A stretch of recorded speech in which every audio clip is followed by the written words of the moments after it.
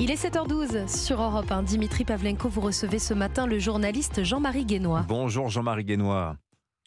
Bonjour Dimitri. Bienvenue sur Europe 1. Vous êtes rédacteur en chef au Figaro, en charge des questions religieuses. En direct avec nous depuis Rome ce matin, le pape François va arriver à Marseille en début d'après-midi. Il va être accueilli sur le tarmac de Marignane par Elisabeth Borne. François, c'est ce pape qui déconcerte les catholiques. Jean-Marie Guénois, vous lui avez d'ailleurs consacré votre dernier livre. Il vient de paraître, je le montre à l'image pour ceux qui nous regardent sur europe1.fr. Pape François, la Révolution, c'est paru chez Gallimard. Alors qui est François? Est-il ce pape de gauche que l'on décrit parfois en France? Quel bilan dressé de ces 10 ans de pontificat?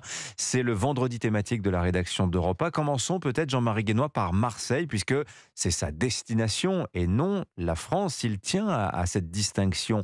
Pourquoi Marseille et que vient faire à Marseille le pape François, Jean-Marie Guénois?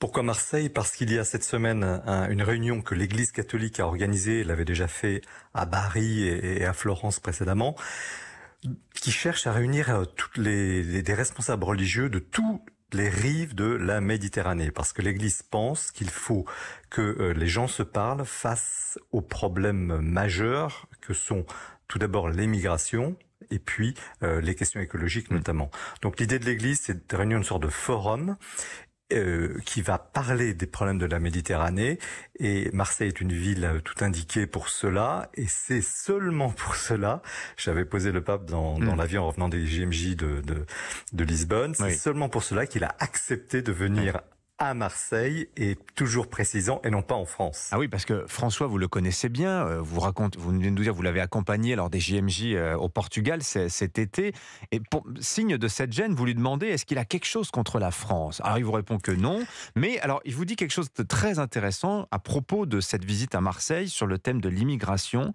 Il vous dit, je vais vous citer Jean-Marie Guénois, enfin je vais citer François dont vous avez recueilli le propos, il dit: le problème de la Méditerranée me préoccupe, il est criminel d'exploiter des migrants, pas en Europe, parce que nous sommes plus civilisés, mais dans les lagers d'Afrique du Nord. Je rappelle que les lagers, c'était le nom des camps de concentration des nazis.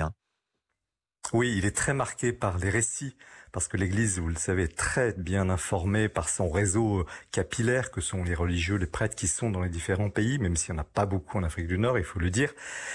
Et il a des récits terribles sur ce qui se passe dans ces camps qui finalement retiennent des migrants pour éviter qu'ils ne traversent la Méditerranée. Donc c'est une partie du problème que dénonce le pape François, et c'est aussi dans le contexte de Lampedusa, il faut redire que le premier voyage du pape François en 2013, il est élu en mars, en juillet 2013, au lieu d'aller en vacances à Castel Gandolfo, le pape va sur l'île de Lampedusa. Oui.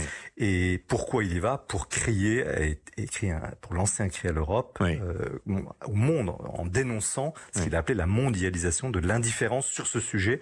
Et il revient aujourd'hui, 10 ans après, à Marseille, pour redire la même chose. Alors, c'est très révélateur de la couleur du pontificat de François, Jean-Marie Guénois, ce pape humanitaire, très préoccupé par l'accueil de l'autre. Et on voit que la part conservatrice des fidèles de l'Église catholique, Jean-Marie Guénois, elle a du mal avec cette facette très politique du pape François, très progressiste.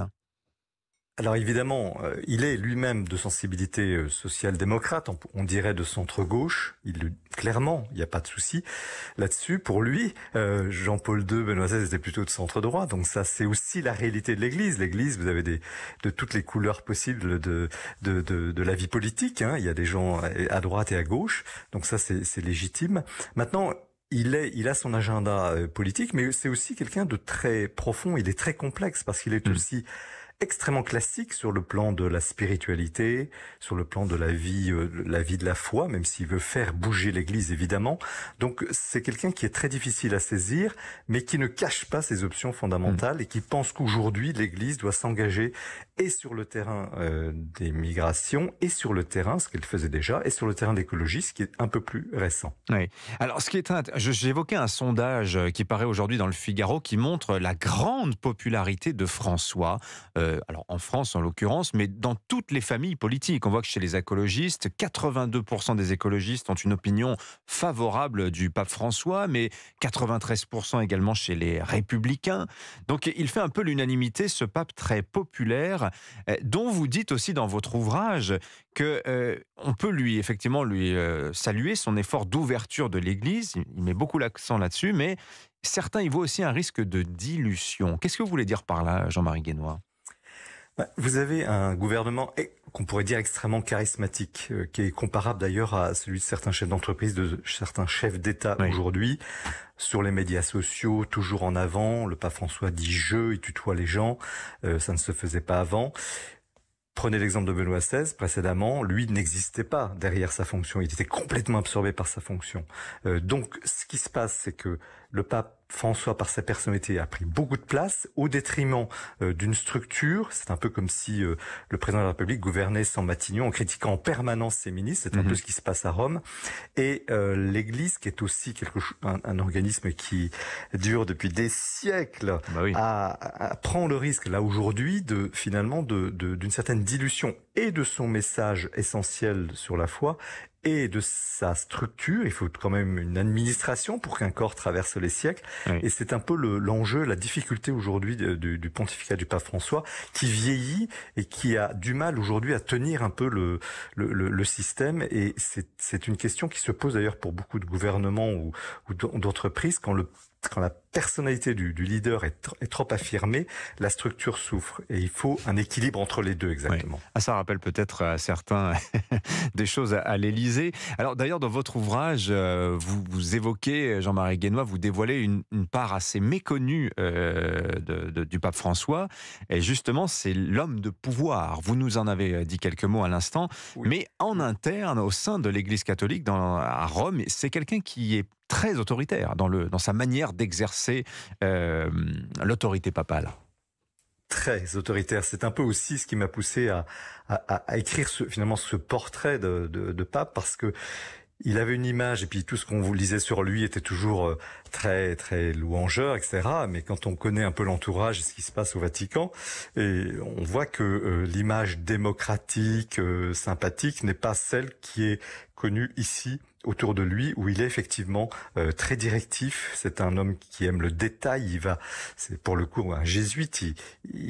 Son idée, c'est effectivement d'avoir des réformes, mais il faut surtout qu'elles soient appliquées, et il vérifie qu'elles le sont. On n'a jamais eu un pape qui entre à ce point dans la gestion même du Saint-Siège, qui n'est pas non plus négatif, mais il n'est pas l'homme jovial. Il est l'homme jovial, c'est vrai, mais il est aussi le patron. Ça faisait longtemps que l'Église catholique n'avait pas eu un patron de ce caractère. C'est une forte personnalité, et c'est la complexité de cet homme, de cette personnalité, qui n'est pas l'image qu'il donne.